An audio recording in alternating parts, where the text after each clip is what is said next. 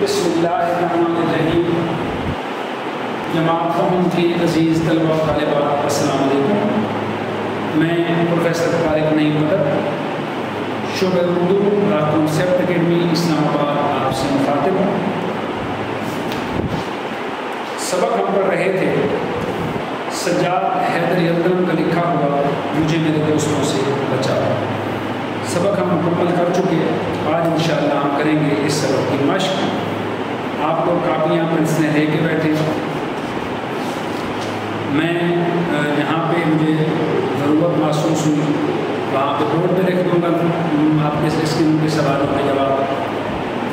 زیادہ تر جو سوالات ہیں ان کے جوابات میں زبانی بیان کروں گا، آپ لوگوں نے اپنے پاس نوٹ بک پہ تحریر کرنا ہے، تو اس بات میں کوئی دو رائے نہیں۔ انشاءاللہ آگے سلسلہ کھلے گا، آپ کو یہ تمام کے تمام اسباب مجھے نوٹ بک پہ لکھے ہوئے چیک کروانے پڑیں گے۔ آپ نے الفاظ کے معنی اور مشکل سوالات مکمل طور پر نوٹ بک پہ تحریر کرنے ہیں، اور یہ انشاءاللہ اکیڈمی کھلے گی تو چیک کریں۔ سوال نمبر 1 ہے، مندرجہ ذیل سوالات کے جوابات تحریر کیجیے۔ الف جز، چاندنی چوک میں فقیر کی تقریر کا نقطۂ لباب کیا تھا؟ جواب میں ہم لکھیں گے چاندنی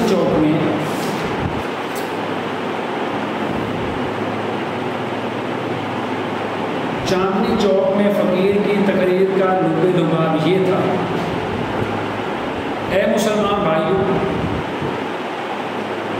خدا کے لیے مجھ بد نصیب کا حال سنو۔ میں آفت کا مارا 7 بچوں کا باپ ہوں، اب روٹیوں کو محتاج ہوں اور اپنی مصیبت ایک ایک سے کہتا ہوں۔ میں بھیک نہیں مانگتا، میں یہ چاہتا ہوں کہ اپنے وطن کو چلا جاؤں، مگر کوئی خدا کا پیارا مجھے گھر پہ نہیں پہنچاتا۔ مسلمان بھائیوں، میں غریب الوطن ہوں، میرا کوئی دوست نہیں، ہائے میرا کوئی دوست نہیں، اے خدا کے بندو میری سنو، میں غریب الوطن ہوں۔ یہ اس کا جواب ہے۔ یہ جزو ہے، مصنف پر اس فقیر نے کیا اثر کیا؟ جواب میں ہم لکھیں گے مصنف پر فقیر کی اس بات چیت نے یہ اثر کیا کہ مصنف نے یہ سوچا کہ میں اچھے لباس میں رہتا ہوں اور وہ پھٹے پرانے کپڑے پہنتا ہے، میں تعلیم یافتہ ہوں، وہ جاہل ہے، بس یہاں تک میں اس سے بہتر ہوں، آگے بڑھ کر اس کی حالت مجھ سے بدرجہ اچھی ہے، اس کی صحت پر مجھے رشک کرنا چاہیے، میں دن رات فکر میں گزارتا ہوں اور وہ ایسے اطمینان سے بسر کرتا ہے کہ باوجود منہ بسورنے اور رونے کی صورت بنانے کے اس کے چہرے سے بشاشت نمایاں تھی، اور میں اس عجیب نتیجے پہ پہنچا ہوں کہ جسے وہ مصیبت خیال کرتا ہے کہ میرا کوئی دوست نہیں، میں حسرت سے کہتا ہوں کہ میرے اتنے دوست ہیں، میں اس لیے اپنی ذات سے اس کو بہتر خیال کرتا ہوں۔ مصنف کو اپنے دوست بڑبڑیا سے کیا شکایت ہے؟ مصنف کو اپنے دوست بڑبڑیا سے یہ شکایت ہے کہ وہ جب بھی آتے ہیں 2 منٹ نچلا نہیں بیٹھتے، دروازہ کھٹکھٹائے بغیر اندر داخل ہوتے ہیں، اور جب آئیں گے شور مچاتے ہوئے، چیزوں کو الٹ پلٹ کرتے ہوئے۔ جو جب آتے ہیں تو مصنف کہتا ہے کہ میں یہ سوچتا ہوں کہ جیسے کوئی آ رہا ہے، قیامت نہیں، یعنی جب وہ دروازہ کھولتے ہیں تو لگتا ہے جیسے توپ کا کوئی گولہ آ کے لگا ہو، وہ آندھی کی طرح داخل ہوتے ہیں۔ ان کی یہ بات مصنف کو پسند نہیں۔ دال جزو، محمد حسین کی گفتگو کا محور کیا ہوتا ہے؟ جواب میں ہم لکھیں گے محمد تحسین کی گفتگو کا محور ہمیشہ اس کے بیوی بچے ہوتے ہیں۔ اگر کوئی موسم کا ذکر کرتا ہے تو وہ کہتے ہیں ہاں بڑا خراب موسم ہے، میرے چھوٹے بچے کو بخار آ گیا ہے، منجلی لڑکی کھانسی میں مبتلا ہے۔ اگر پولیٹکس کے لٹریچر پہ گفتگو کی جائے تو تحسین فوراً معافت کرتے ہیں کہ بھائی آج کل گھر بھر بیمار ہے، مجھے اتنی فرصت کہاں کی اخبار پڑھو۔ سوائے اپنے گھر والوں کی بیماری کا بیان کرنے کے اور کوئی بات نہیں ہوتی۔ مصنف کے کون سے دوست ادب کے زیادہ دل دادا ہیں؟ جواب میں ہم لکھیں گے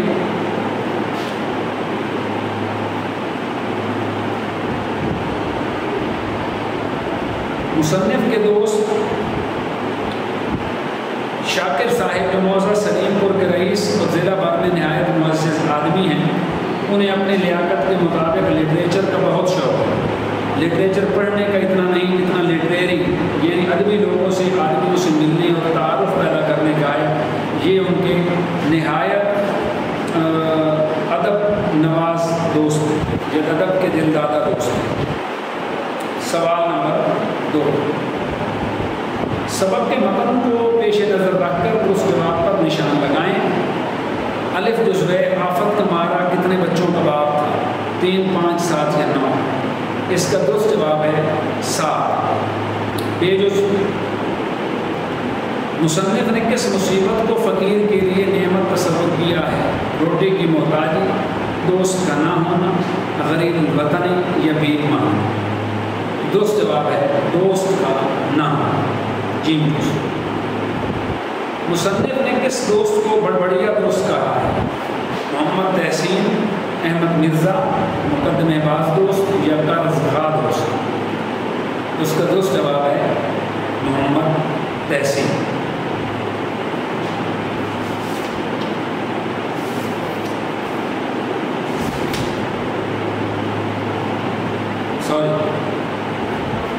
درست جواب احمد مرزا ہے۔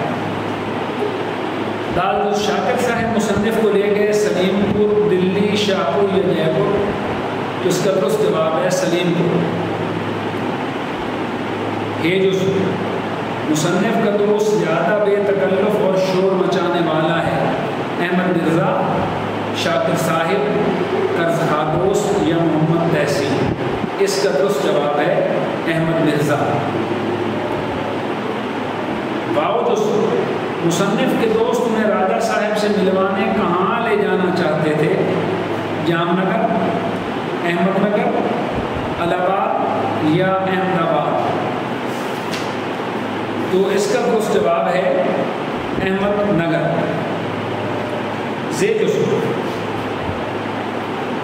مصنف جس کمرے میں ٹھہرائے گئے اس کی کھڑکی کھلتی تھی، باغ میں، چٹگل میدان کی طرف، پائیں باغ میں یا دریا کی سمت؟ اس کا درست جواب ہے پائیں باغ میں، ساتھ والے باغ میں۔ سوال نمبر 3، متن کی روشنی میں درست لفظ چن کر خالی جگہ پر کریں۔ چاندنی چوک میں صدا لگانے والا فقیر بھوکا تھا، بیمار تھا یا غریب الوطن تھا؟ تو اس کا درست جواب یہاں پہ آئے گا غریب الوطن۔ احمد مرزا کی خلقت میں داخل ہے کہ 2 منٹ خاموش، نچلا یا پرسکون نہیں بیٹھا جاتا، تو یہاں پہ خالی جگہ میں آئے گا نچلا نہیں بیٹھا جاتا، جیم جزو۔ مصنف کو لکھنے پڑھنے سے منع کرنے والے دوست کا نام خالی جگہ ہے، احمد مرزا، محمد تحسین یا شاکر خان؟ اس کا درست جواب ہے شاکر خان۔ احمد نگر کے رئیس کا نام خالی جگہ ہے، شاکر خان، احمد علی یا طالب علی؟ درست جواب ہے طالب علی۔ میرے خالی جگہ دوست کا نام شاکر خان ہے، ادب پسند، مقدمے باز یا شکاری؟ درست جواب ہے شکاری۔ میرے شکاری دوست کا نام ادب پسند نہیں، میرے ادب پسند دوست کا نام شاکر خان ہے۔ سوال نمبر 3 ہو گیا 4۔ سبق کے متن کو مد نظر رکھ کر درست یا غلط پر نشان لگائیں۔ الف، چاندنی چوک میں ایک بدصورت فقیر صدا لگا رہا تھا۔